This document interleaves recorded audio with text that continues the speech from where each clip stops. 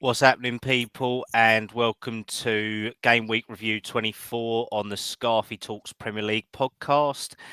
As always, I'm your host, Kallum Stubbs. Probably the last time you'll be seeing me doing this, unfortunately, for a while at least, but I am joined by an esteemed panel tonight to go over all the weekend's games. So if I can jump straight over to my co-host, Louis, as always, joining me. How you doing, mate? I'm good. Thank you for getting my name right as always. But yeah, I don't know if I can be called a steam, but I'm proud to be named that. But thank you for having me on. Do I still always get your name wrong? Do I Yeah, always get it wrong? What is it? Is it Lois? Lewis? Louis? Lewis. It's not Lois. I don't get how Harry come to that conclusion. But write that off. But yeah, Lovely stuff. Well, I'll hopefully get your name right tonight then, mate. We'll make it a running theme all the all way right. through. Obviously, another returning guest, Barney. How you doing, mate? Thanks for having me on, Callum. It's good to chat with you all this evening. Yeah, I'm doing good. Looking forward to talking about the weekend's results. Lovely stuff. And Dan, I believe your first appearance on with me on the Premier League show, mate. So how you doing? I'm very well, thank you. Yeah, it's first time with you. I mean, I've done it with Arthur before, so yeah, first time with you. So I'm looking forward to it.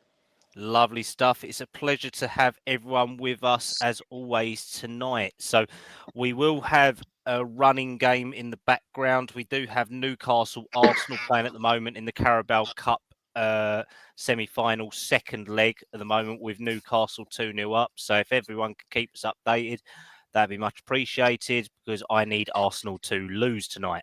But Oh, we we do. shall see. Right, let's jump straight into it. So Dan, I think you're going to be over the moon with this one, mate. So I'm going to throw it straight over to you. The big score of the weekend. I mean, I'm not going to lie. I was listening to it on the radio and I couldn't leave my radio set off. My podcast got turned off. My audio book got fucked off into the world. And this game was on it. So talk me through what happened here, mate. I mean, Forest were just on it from the get go, which was brilliant to say the least. Because, I mean, especially after losing to Bournemouth like we did, we need a reaction, and we got that reaction perfectly on Saturday. Like, I mean, yeah, fair enough. Brighton had a lot of ball the first 10 minutes, but since we got that first goal, it settled everyone down, and we just got into our stride then. And you know what? I'd said at half time, I was like, wow, we're winning 3-0. But what Brighton did, I mean, I was surprised they went the way they did first half because they had like five attackers in midfield. Obviously, they had ball back up front and one CDM. And at half time, they made three subs and brought most of them off. And I'm like, and Forest just clicked into fourth, fifth, sixth gear near enough. And you know what? Fair play on the boys because they got that reaction that we needed, and they just made fun of it. And you know what, being inside the ground as well, like the atmosphere was just second to none. Like, you know, often you get the performance, the crowd reaction, and the result all in one go. So I couldn't really moan. And you know, I just glad that Woody got a hat trick, Ilanda got a hat trick for assists, and we managed to get minutes into Danilo. I mean, he's only had what 10 minutes since he had that really bad injury. Sandro got last 10 minutes as well. So you know what, it was really good day out for everyone, and we kept a clean sheet as well. So I mean, Brighton. I mean, I know I was reading something today that their manager started to become under a bit of pressure now. So I mean, it's one of them ones where I think that they're gonna have to react next weekend or next couple of games when they are playing. Yeah, no, exactly, mate. I mean, to be fair, when I look at it, obviously Duncombe goal to start it off. One of our old favourites, Gibbs White, who's had a rejuvenation in his career. Chris Wood, 30 seconds, 64th, and a 69-minute penalty. Then Williams to get his first goal of the season, and then Silva to step up as well. I mean, even when you took most of your front line off and switched them out, I mean, Brighton, when they got to what was it, probably nearly 90 minutes. I was like, oh, thank God we're nearly done. And then that ball went up and said 7 or 8 added minutes. I mean, how must that have felt from a Forest point of view, but also Brighton point of view? Well, funny enough, I said at 80th minute mark when they were 5-0, I want 7 goals there. Like, I sounded a bit greedy, but it was one of them ones I was like, we can get some goals there. And even who we brought on as well, it's not like it was squad players. We actually brought players on that could quite easily play next week, play their next Premier League game. They were all probably starters, and I mean Brighton, they probably just looked at them all like, oh no, and even Brighton was just their downfall, especially for that 7th goal. I mean, the keeper just put on the plate. Yeah, Van Verbergen didn't have a great game. Non did. What's his name? Van Hacker wasn't great. Hinselwood, I felt sorry for. He got thrown right in at the deep end after coming back from injury as well. So, I mean, do you think this game will have a lot of pressure on the Brighton manager now, or do you think he's got enough in his locker to say, well, look, I've done a lot. You need to give me time? I'll be honest with you, I mean, it's probably his worst result as manager at Brighton. So I think he's still got a lot of time in him to be like, yeah, I got time to turn it around. Let me prove myself to that I can get this team right. I mean, we all have bad games in the season. We had ours against Bournemouth, so outside that, there shouldn't be no pressure on him. That it's all down to the players more than out to have that reaction back in you to get going again. Yeah, no, exactly. I mean, Brighton are still respectively sitting in 10th on 34 points. They are only 2 points behind Fulham, which I know Barney probably ain't best pleased about, but we'll come to that later on. So let's jump on to our second game. And Liverpool have continued their run of impressive games, even when they play crap. They still scrape a result, and the big man Salah saved them again. So, Lewis, if I can come over to you, mate. I mean, this game, Bournemouth did start quite well. They did hit the crossbar. Trent wasn't great in it, but then a penalty that ultimately undid them to give Liverpool the lead. So can you talk me through this one, please, mate? I can, yeah. I mean, obviously, I wanted Liverpool to win. I mean, I'm part-time Liverpool fan this season. I mean, I've been part-time Man City the last 4 years, but if it's Liverpool this year, so that's all right with me. You must be a Chelsea fan in disguise, mate. Is that how your blue shirt works? Turns inside out. Maybe. But look, whatever team is coming up against Arsenal in the title race, I loaned myself out to them this year. It's Liverpool.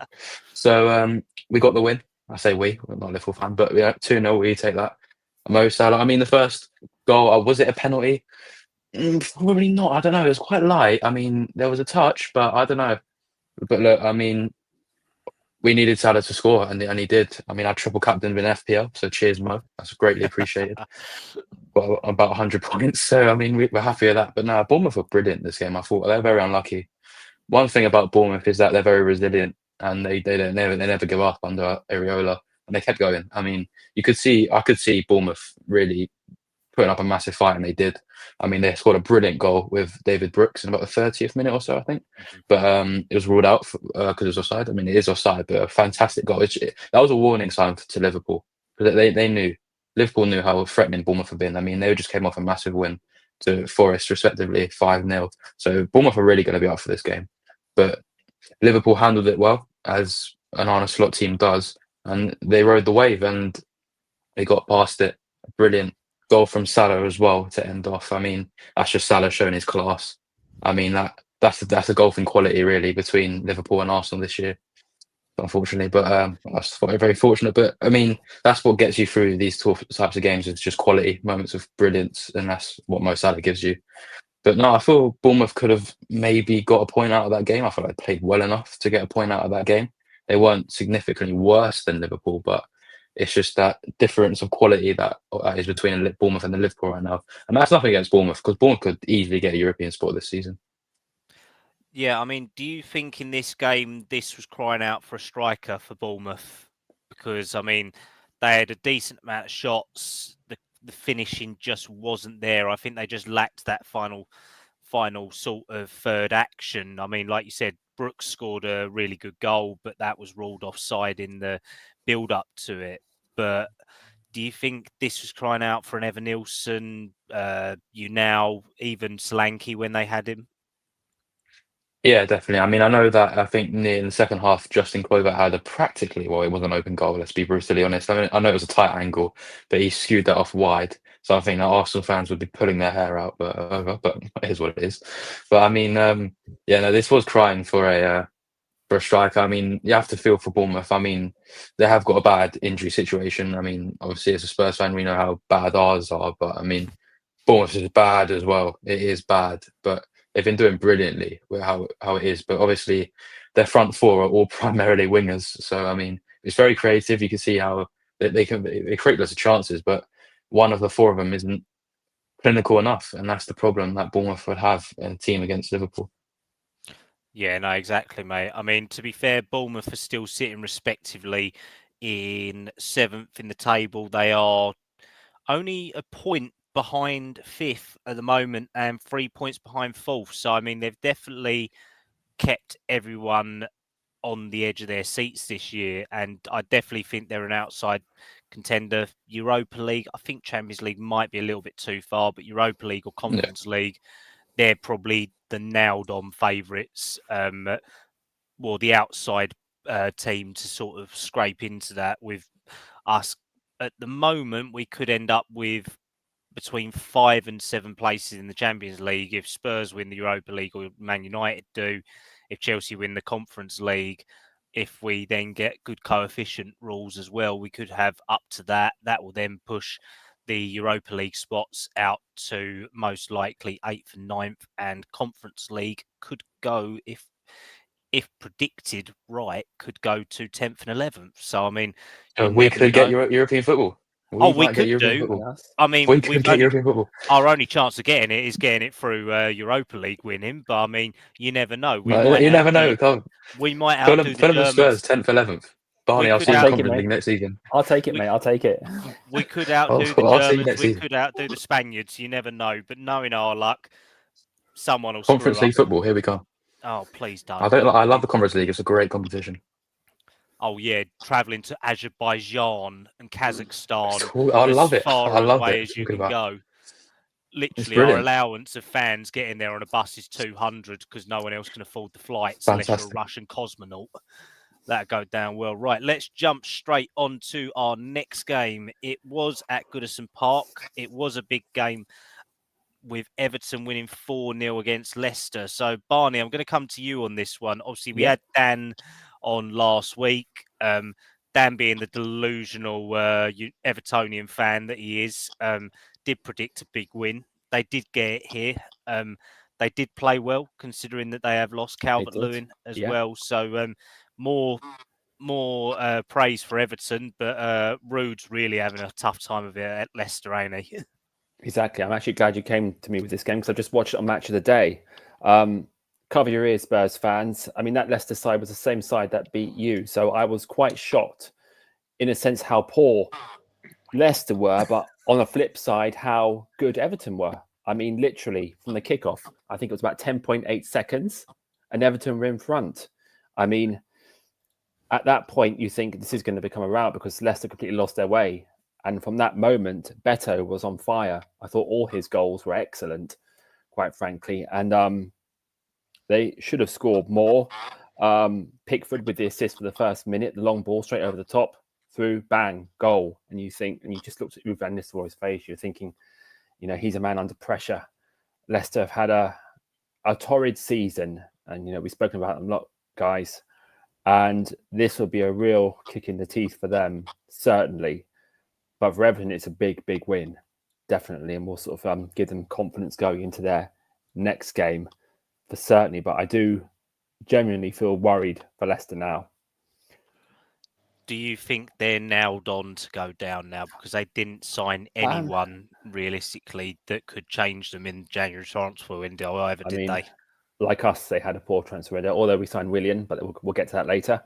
They had a poor transfer window, yes.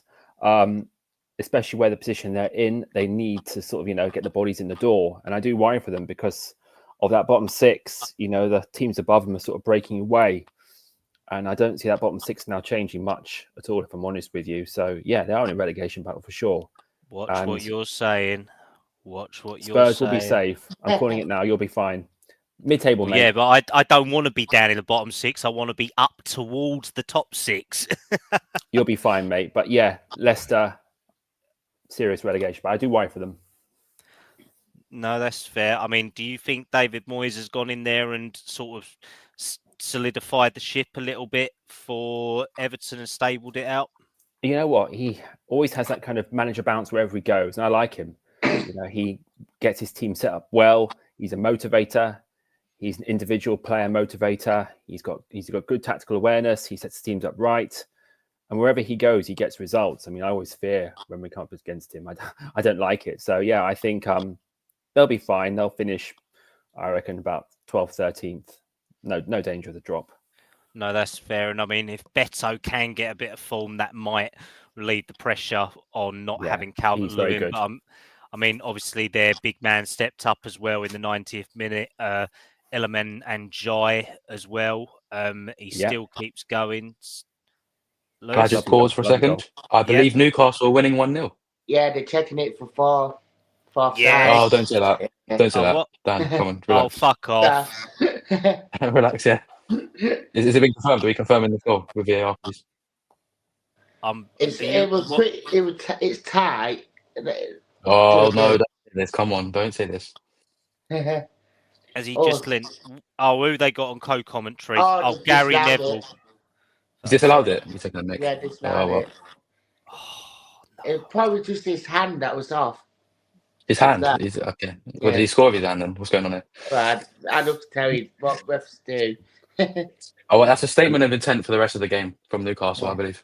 Yeah, no, it's a good start for them, even if it's not at goal. least they're pushing. So that is hopefully promising, because I think we all want to see a Newcastle Spurs final from this. Oh. Right, let's jump onto our next game. Right, Dan, I'm going to come to you on this one, mate. This was I believe, first win of the season for Southampton to go to Ipswich. It was a first goal for Joe Aribo since I think about October. I think even the Southampton fans were sitting there and thinking, Jesus Christ, what has happened here with this one? But they did get a respectable win over Ipswich, with once again Liam Delap scoring for Ipswich and Aribo on Onauchu scoring for Southampton. So can you talk me through this game, please, mate? I'll be honest here. I don't say this. I get the monkey out the room with this one. I was glad Southampton won, because they need to get his 3 more points to get over Derby's record. So I know, but we all want them to get the record, because my best mate's a Saints fan, so I could take the mickey out of him for God knows how long now. Well, yeah, I mean, bless Southampton. I mean, when you look at it, this game, the games against Ipswich and the teams that has gone up, they got to be looking at them and thinking they're going to be the games they have to win. And fair play to Southampton to go to Ipswich, who's, I mean, they've been fighting really well, and to go there and get a very late winner like they did, I mean, fair play to them, because they need to start picking up points sooner rather than later, because if they don't, they're going down. So I felt like what's an off day for Ipswich. Should have been 3 points, saying that where they are. Yeah, but I mean, I've not seen Southampton's second goal, but the goals I've seen, the last goal was pretty straightforward, and Southampton third goal was good. But I mean, Ipswich got to be kicking themselves for not picking up the points against the team around them. I mean, they could have gone above Leicester as well. Yeah, exactly. I mean, it doesn't bode well for Ipswich, who need crucial points. And with Southampton, if they can beat Derby's record, at least they won't be that much the whipping boys of the Premier League this season, though there is still time. I mean, obviously Liam Delap scoring again. I mean, I'd be surprised if he's still there in the summer. I'm not going to lie. I think he's probably high on the list of clubs across probably England and Europe. So I just want to come round to all of you. Just a yes/no answer. Do we reckon Liam Delap will be at Ipswich in the summer? So, Lewis, what are you thinking? No, come to Spurs, please. Right. Barney? No, come to Fulham, please. But seriously, Forgive me. he's gonna come to he's well, with disrespect to Ipswich, he's a class player, England international. So clubs will come calling for him, Kallum, in the summer, regardless of what league Ipswich are in. If they stay up or go down, he's just so good, and I think he'd walk into a lot of clubs. To be fair, Ipswich could command big money for him too. Exactly. Or City can activate their 20 million buyback clause and make at least 20 million off of him, probably 40, 45, something like that. He's pushing for England tenure, so we shall see. And Dan, yes or no, Liam Delap at Ipswich in the summer? I think regardless of if they sell up or not, I think he won't be. I think quite a lot of Premier League teams, he could quite easily, like everyone said, walk into a lot of their teams and be their main man right outside of that. No, exactly, mate, exactly. So we shall see on Liam Delap. Right, it is a fun game. This one was unexpected. So who wants to cover this one? Because Barney don't I'll do get it if you want. I'll do it if you want. Yeah, no. So you go. You can go first. I don't mind. No. One person per game tonight, Okay, please, boys. well. So Barney, obviously a respectable win away at St James's Park. I don't think any of us expected it, to be honest, especially with Fulham not buying a striker and Newcastle being on quite good form the last couple of weeks. But a respectable 2-1 win. Talk me through it, please, sir. I will do. Well, you are right. I mean, we didn't buy a striker, and on paper, you have to fear Isaac and co. I mean, if you can keep them quiet in a game, you're already on to a potential result. I mean, yeah, that first half, we were poor, really, really poor, because I watched the entire game back from a Newcastle perspective and a Fulham perspective, because I wanted to get both sides of the opinion. You know, I work with a Newcastle fan, and we spoke a lot about it. Tonali, that thunderous 30-yard drive on another day would have gone in. And I'm thinking, you know, here we go. We always seem to be the kind of side that side score worldies against. And as that went on and Newcastle were pressing in that first half, we seemed to sort of back off them a lot and get a bit kind of nervy. The likes of Gordon was, you know, making himself a nuisance down the wing.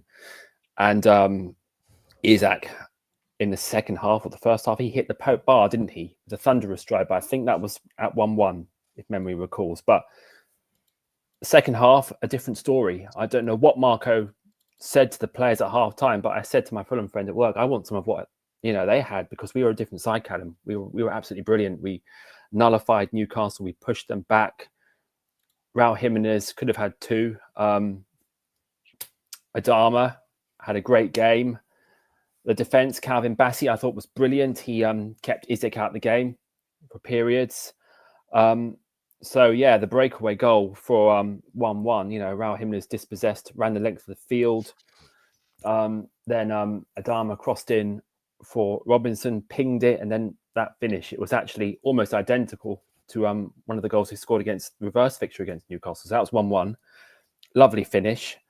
And at that point, you know, I was saying, you've got momentum here. You know, I believed. I thought we could, you know, get something. And Newcastle just, the commentators at that time were saying, oh, maybe Newcastle were looking ahead to tonight's game.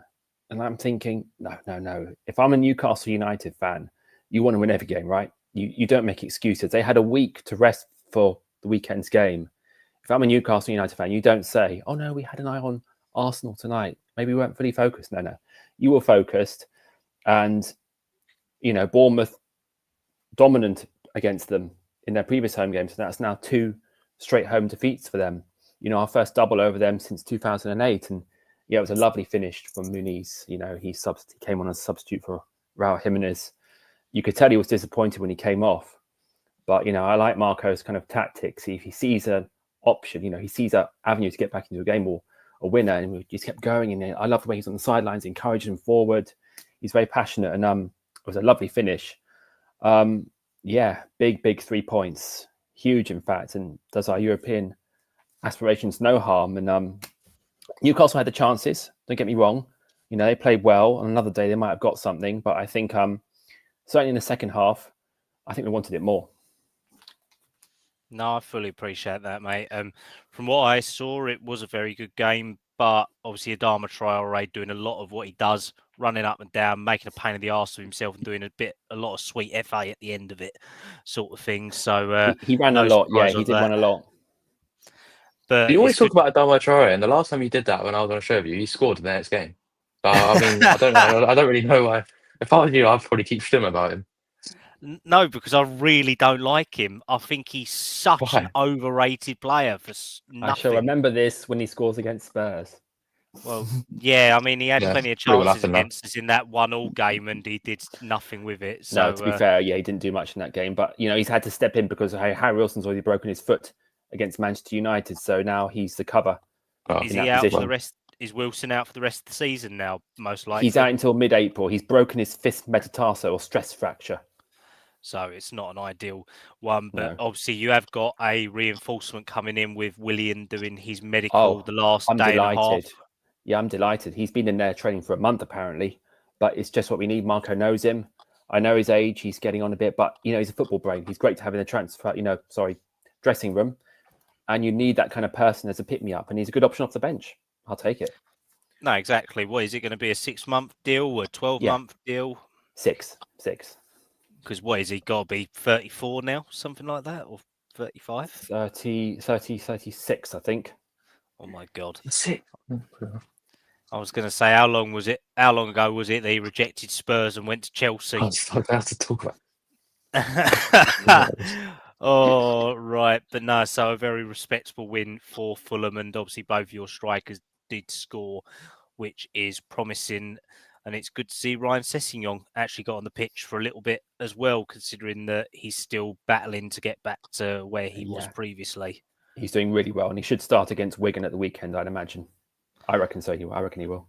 I'd hope so. I've got a soft spot for Sessegnon. I think he was very unlucky with injuries and very underutilised by certain managers at Spurs as well. And I think if he was still there this year, probably could have actually done something at left back instead of Reguilon. Not going to lie, but that's only my own personal opinion.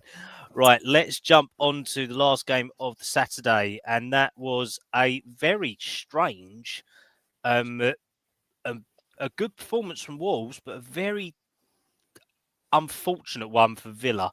So, Lewis, I'm going to come to you on this one, mate. Talk me through what happened here, because this scoreline is not what you expect against Villa, who have such high aspirations and seem to be very much piping themselves up this summer. Yeah, this was a weird game. I mean, especially as a Spurs fan. I mean, watching Wolves now, we hate watching Wolves because they're a relegation battle contender along with ourselves. So, I mean, watching Wolves get 3 points at home is shocking. I can't believe it. I mean, that's really what I wanted Villa to win that game, but Wolves are starting to creep up on us now, so this ain't good. But I mean, but the game itself was pretty weird. I mean, Villa dominated possession as we would expect going into this game, and they did. I mean, it's just Wolves took their chances, something Villa failed to do, and that's ultimately what won Wolves the game. I mean, Jose Sa had a brilliant match. He was fantastic, and he probably did win Wolves this game because Villa could have had about 3 if it wasn't for him. But it's just creating chances and finishing chances, and Villa just was terrible at it. I mean, they looked a bit sluggish at times. Villa, like sometimes they look like ran out of ideas. But Wolves, they maintained their shape. They played great at football, and they played great defensive football, and was quick on the counter. Yeah, because I mean, both the goals came from Wolves with Bellegarde getting them ahead in the 12th minute, and then the only Matthias Cunha, who always seems, I mean, for a team in the relegation battle, I mean, this guy must have, 12, 13 goals now for them, probably, something like that. So, I mean, for everyone's FPL, he's great for that. And obviously the fact that he signed a new contract with them as well, if I'm right to believe, means that they've got something to fight around, haven't they, as a linchpin? So, I mean, based on stats, Villa's XG was 0.51 with 3 shots on target, 2 off target, 5 blocked shots, compared to Wolves' 5 shots on target and 3 off target with a expected goals of 1.57. So it was definitely a matter of Villa dominating pretty much everything in terms of possession, set pieces, but their finishing was poor. And by this time, they didn't have Asensio or Rashford come in, did they yet? And they'd just lost Duran as well, which Can I just come to everyone on the panel on that one? I know it's not a transfer show, but I mean, what is that a silly move for him? Is that I'm going to go and get some money, I believe in myself, and then come back to the Europe later on in my career sort of thing? Lewis, what are you thinking? I mean, I would do it. I mean, if I was his level, if I was that good at football, I'd be stupid not to do it. I mean, look, I think he's 23. I mean, look, I would No, do he's it. 20. I mean, he's getting paid. He's only 20. He's 20. He's only 20. Yeah. Okay, well, I've apologised to him for overestimating his age then. But look, 20 years old and receiving that sort of money is pretty impressive. I mean, I would definitely do that if that was me. I mean, look, he gets to play again with Cristiano Ronaldo as well. I mean, I know he might be 40, but he's still got it. So, I mean, I think it's good for him as well there. I mean, apparently he's not even living in Saudi Arabia. He's living in Bahrain due to marriage laws as well for his girlfriend. So, by all means. But, I mean, it's a very weird deal. But for him, I mean, it makes sense. I mean, you probably the pace of the league itself might in a few years' time come back to haunt him when he's pushed straight if he was to come back into Europe. But at this point in his career, it does make a bit of sense.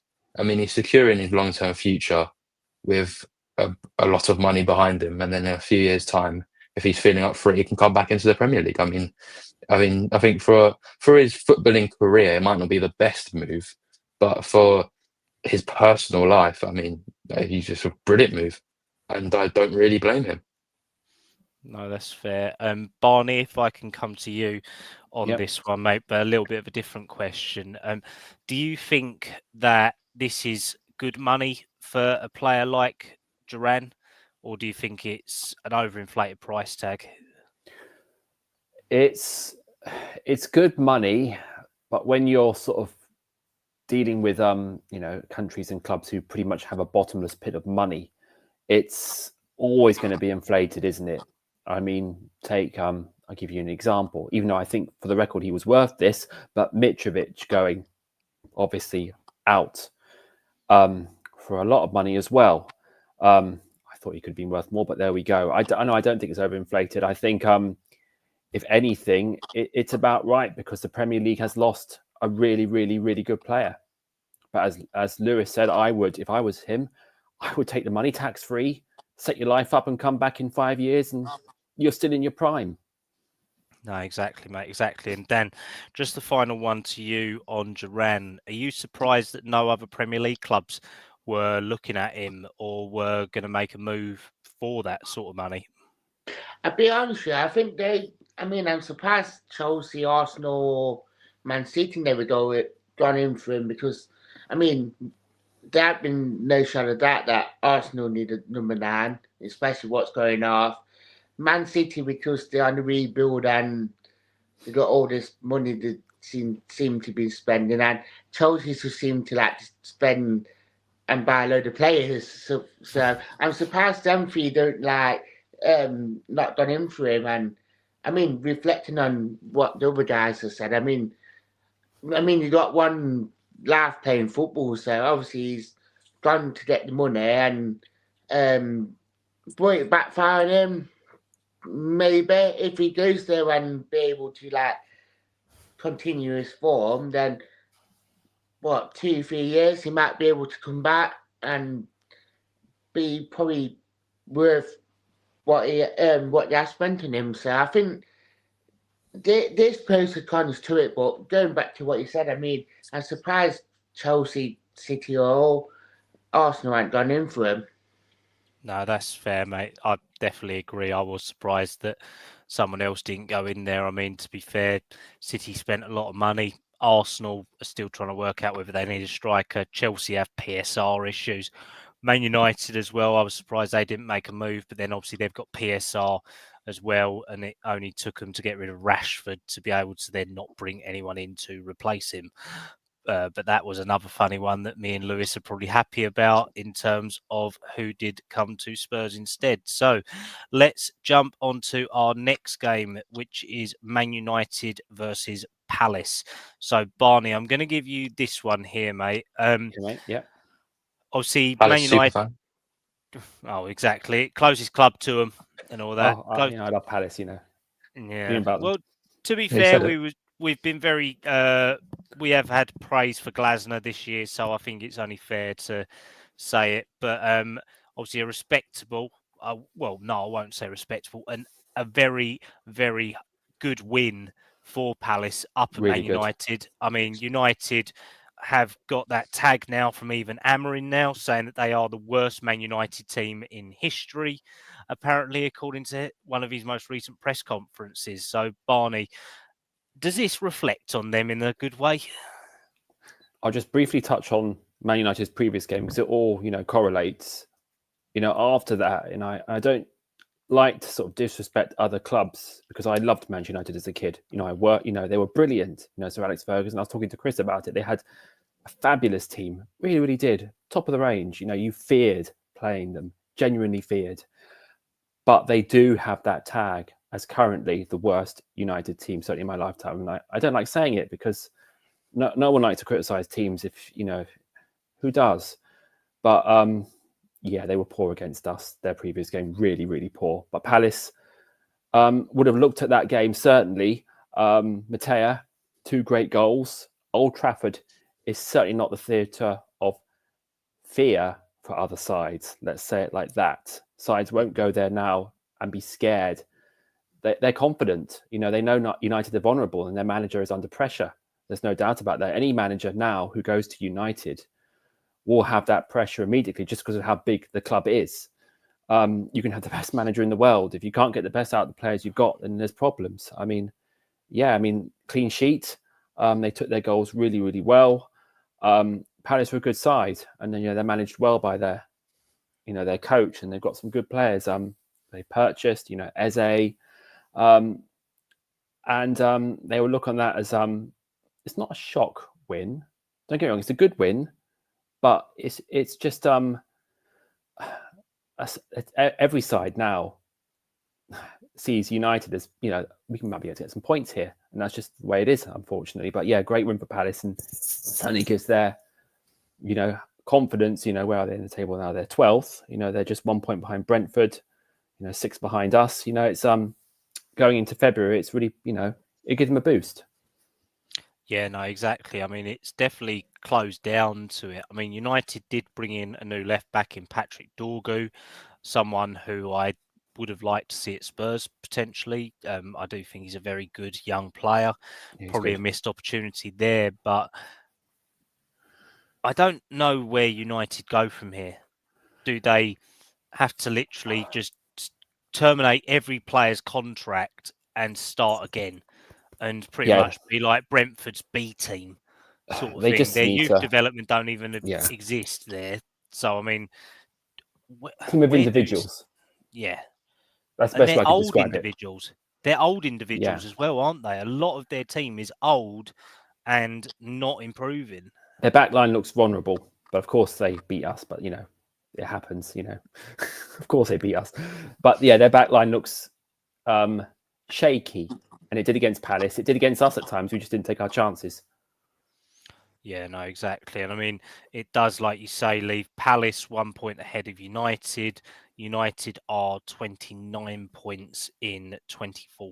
Well, 29 points in 13th at the moment, 2 points ahead of Tottenham. So it is all very close at the moment we're looking at realistically 10th and 15th. Well, 16th actually is all a matter of about 6 points at the moment. So it's all very tight at the bottom end. Right, let's go on to our next game of the day, which was Arsenal Man City. Lewis, I I know you don't want this one. Don't worry, mate. I'm not giving it to you. Either way. Dan, I'm going to give this one to you, mate. Obviously, I hate to say it, but a very respectable win for Arsenal. I don't know what the hell happened to City, but something didn't go right here. And even from the get-go, I mean, Arsenal were in control. And I think Haaland's goal was just a consolation. Let's put it that way. Just talk me through what happened here, please, mate. Completely agree with what you said then, to be fair. I mean, story of Man City's season, really, since that we first fixtured, it's just been one thing after another. And even Pep saying before the match, saying that they need a massive rebuild, they do, because you can see how good Arsenal are. Like, I mean, there should have been 2-3-0 before half. Even Man City scored with their other chances and that. I mean, Haaland's goal, Arsenal should have done better with the defending, but it was good header.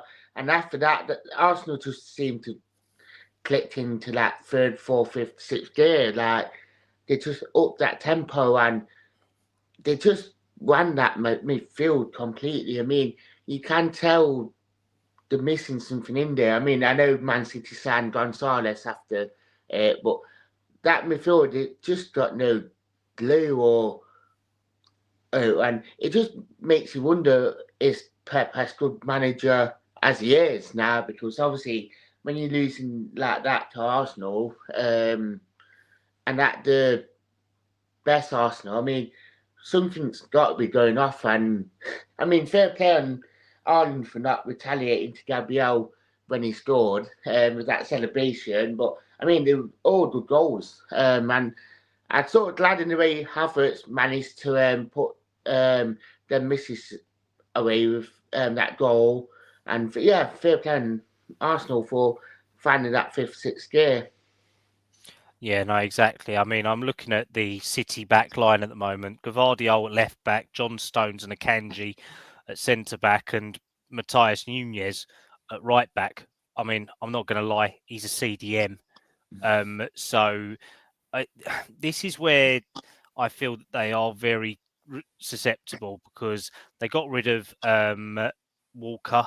Who did they get to replace him? Kusanov is, from what I've seen of him so far, a very, very young prospect who needs time in the Premier League. They then brought in Reece, who is going to take time to acclimatise.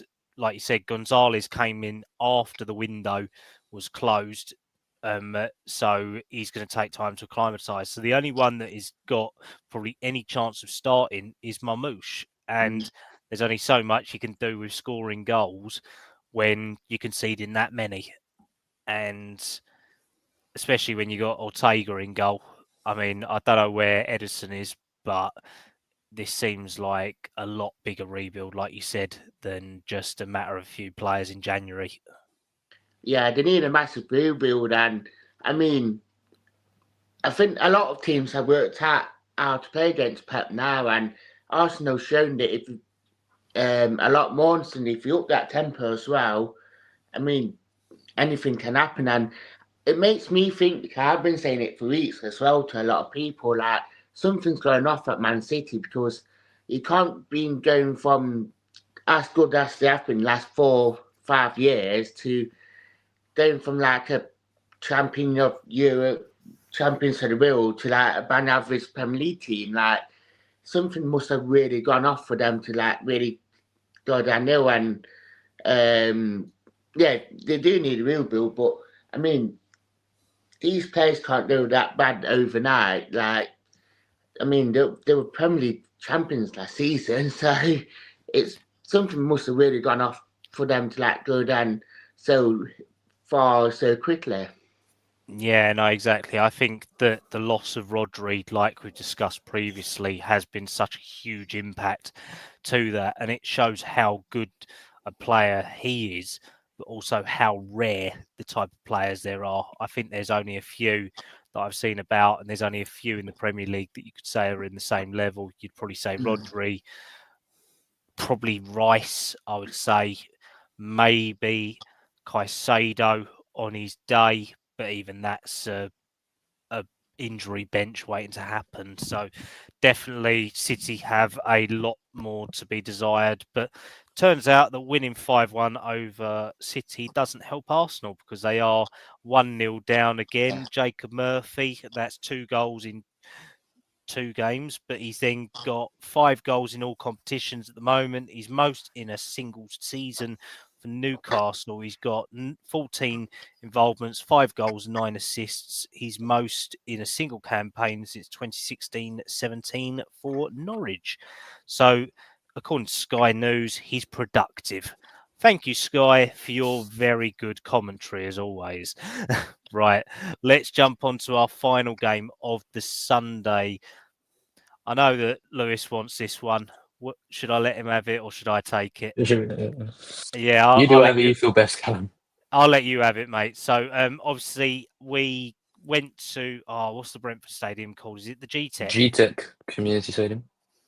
So, obviously, travelled across to the GTEC Stadium. Our record isn't great here. I'm not going to lie. We always seem to draw or lose. And Brentford were on a bit of good form. Spurs not so much, even though we did beat Elfsborg on Thursday night and came away with I wouldn't say I would say from a Spurs point of view a respectable 2-0 win, but it was a tough game, weren't it, Lewis? So talk me through it, please, mate. It was tough. I mean, our fans went to the second best part of London. I mean, Fulham ranks very far down there, I think, but Brentford's quite nice, apparently. But I mean, it was a tough game. I mean, we defended very well, which is something I can't really say much about Spurs since Jan Vertonghen and Alderweireld have been at my club, which was many, many moons ago. So, I mean, it was very nice to have a good defensive performance. I mean, Brentford kept peppering in crosses, and that was the only thing they really looked to be doing. I mean, we stopped a lot of them. A lot of them got through, but then again, we cleared near enough all of them. Some bits were a bit dodgy, especially in the first half. We did look a bit vulnerable from the back, I would say, definitely so. But we shored it up in the second half. I mean, our first goal, I mean, was pure skill, wasn't luck at all. So thank you, Janelt. Thank you, Janelt, for that. Greatly appreciated.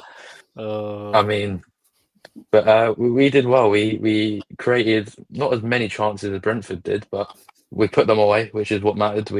Second half was a real midfield battle. I think it was a good substitution from Ange to bring on Bergvall because I mean he's just a bit of a nuisance to the other team. I think he doesn't stop running and he's always getting stuck into challenges. That shored up our midfield a bit more, and it helped us a lot. I mean, Papsar was pretty good when I thought he came on. Eventually, did get that decisive second goal to help us get over the line.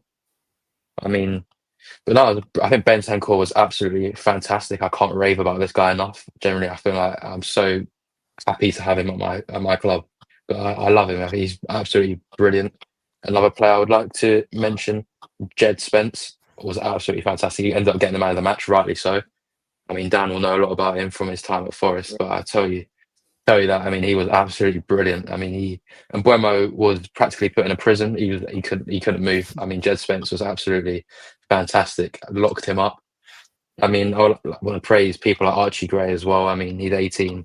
He's been putting in shifts at centre back for so long, and he got a clean sheet, which he rightly deserved. But yeah, a really good performance. It's good to see us win a game for once. Just pretty much used to turning on the TV and knowing a loss is coming my way. Pretty used to it now. And I know Barney was happy when we won. I got a lot of lovely messages before the game. They come on you Spurs as well. So I think that luck kind of helped us a bit. But yeah, a great day out, really. No, that's really positive, mate. And I mean, obviously, I was listening to something earlier. I think it was on The Athletic, and they said that based on how well Jed Spence is playing out of position in a left back position, when Udogi's back fit, who would be a? Yeah, I don't think Udogi's going to get in at the moment. I think he would get in. I think we should probably look. This ain't against. I'm not against Pedro Porro, but I feel like Spence has been playing good enough to take his position. I mean, I'm not saying that Jed Spence is a future left back, but I mean, if he's playing this well out of position, you can only imagine what he's going to be like in his natural position when he's on his stronger side. And I'm not against Pedro Porro at all, but I mean, Jed Spence, you can clearly see has much more defensive capability, which is something that our system needs because, I mean, or how we play because we Pedro Porro is so open. I mean, we saw how a 20-year-old shop worker from Zara turned him inside out. I mean, that is not a good look for our football club.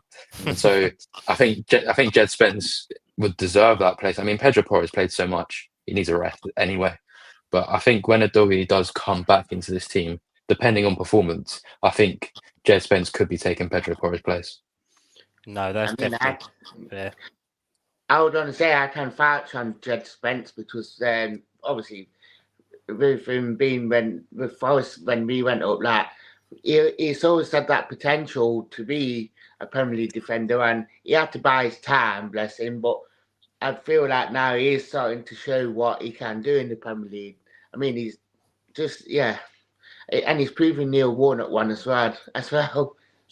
Yeah, Neil Warnock's a prick though, so it's all right. He's just a toss pot. But outside call for an England place, maybe in the next upcoming squads for Jed Spence. Oh no! If you're an Arsenal fan, it's got to be Miles Lewis-Skelly, unfortunately. Oh, do one. that and Nuaneri. Oh wait, no, he's not gone up to the 21s yet. How about you let him develop as a player and then we'll go through it. But no, definitely that. I mean, even probably Chris Wood's got an outside shout of going for his national team, hasn't he, as well? Or is he too old now? He's still playing for national he's good enough team to fair. He's still scoring goals for fun at New Zealand. Like he scored like 5 goals in his last international call up. So he's still doing the deeds. That's how naive I am. I didn't know where Chris Wood was from. Yeah, New Zealand. Yeah, no, I didn't know. He plays Fiji then, so I mean, I don't know. Kallum could score a hat-trick against Fiji, I think. Yeah, I was going to say, literally, I think if he's playing against other teams like Australia, Japan, and teams like that in the Asian Cup. Not Japan. Japan's side's brilliant, I think. They're a young side, aren't they, Japan, to be fair? But they've got a good set of players. I wouldn't be mocking Japan. I think they do well every World Cup. Yeah, they get to the group. They get through to the group stages, isn't it, or something like that? Or do they get out a little bit further? But right, before I get us off topic, let's jump to our final game. And Barney, seeing as you love your neighbours so much, I'll let you have this one, sir. So, a 2-1 win for Chelsea. I thought it was talking about West Ham for a second. Oh no, they can stick at the Olympic Stadium. They can stick in Stratford. I don't want them anywhere near me. I'm not going to lie. If my father-in-law is listening to this podcast, I'm telling the truth. But yeah, so Barney, talk me through this one. This is obviously a Monday night football game. Yep. And it was Neto stepping up for Chelsea after Bowen returned from injury to score for West Ham, and then Wan-Bissaka unfortunately scoring an own goal. So talk me through this one, please, mate. Yeah, I watched it earlier on Match of the Day 2. Obviously, Graham Potter returning to his former stomping ground. Both sides sort of approaching this fixture, not in the best of form.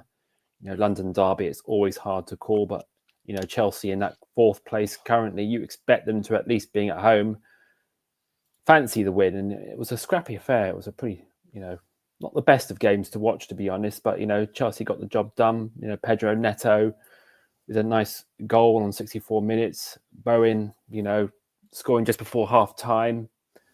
The own goal, you know, you can't really allow. I mean, it's just a mistake, isn't it? I mean, these things happen. But West Ham are a little bit topsy-turvy at the moment. They blow hot and cold.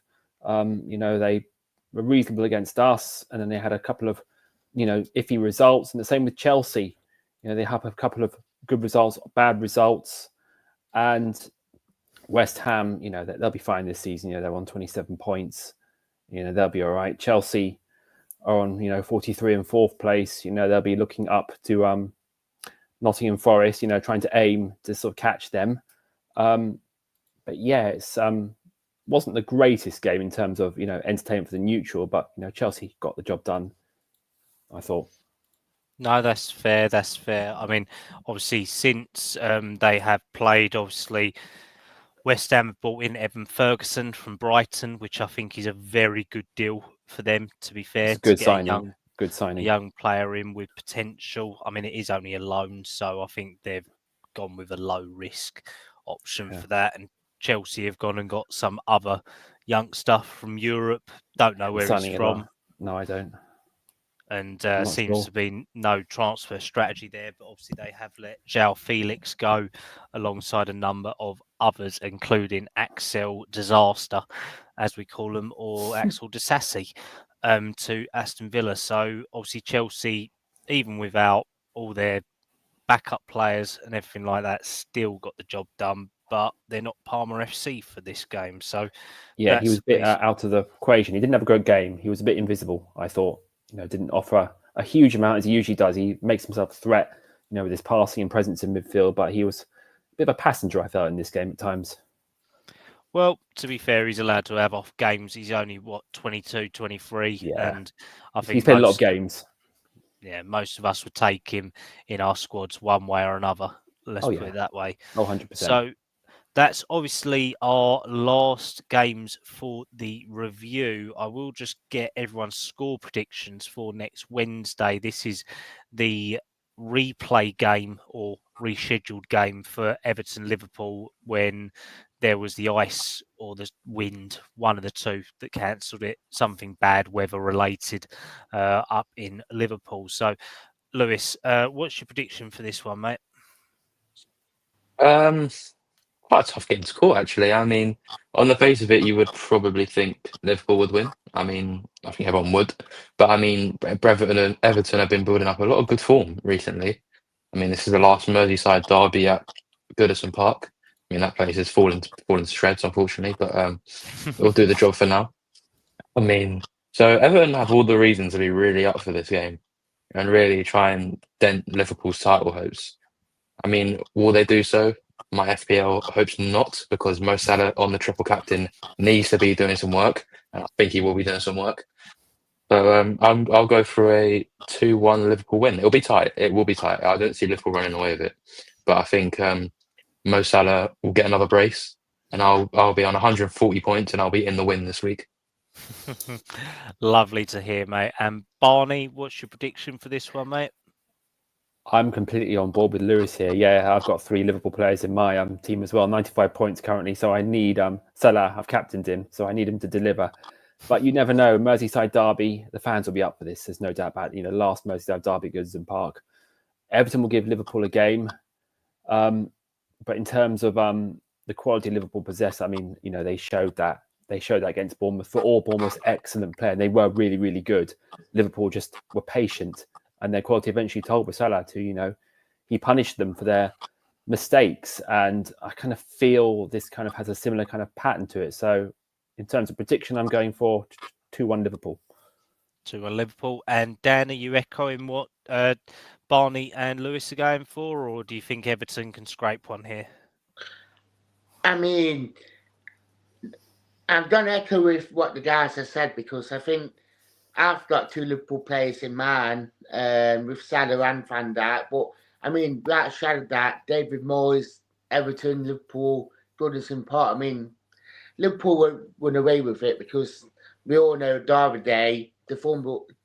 We all know that the form book goes out the window, like, completely. And with it being at Goodison, I think, like Shadow that, I would like to see Salah get a goal, because I don't fast captain. But I mean, can I see Everton get something out of it?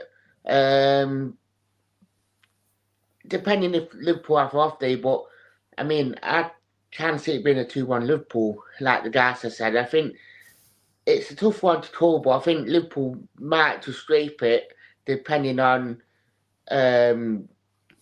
which Everton turns up and which Liverpool turns up. No, that's fair, mate. That's fair. And for my last prediction, I'm going to go for... I reckon Everton could get something out of this. So I reckon a respectable 2-2. I think it could be 2-2 here. I reckon that Liverpool could be susceptible. And Moyes does have a way of turning up and shitting in people's cereals. So you never know. That could go down nicely for that one. But that was Gameweek 24 review. So I want to thank everyone who's tuned in tonight. And I want to thank all of my glamorous panel as always. So let's go around the houses. So Lewis, where can everyone find you, mate? And cheers for tonight. You're very welcome. It was very nice to be joined by you. So Romero, 17th season, as I said there. I mean, don't expect any posts. I don't post, but just follow it anyway. But yeah, no, great to be talking with you and two amazing guests, and Barney and Dan as well. So thank you for joining me. Lovely stuff, mate. And Barney, thanks again for joining us tonight, mate. Where can everyone find you?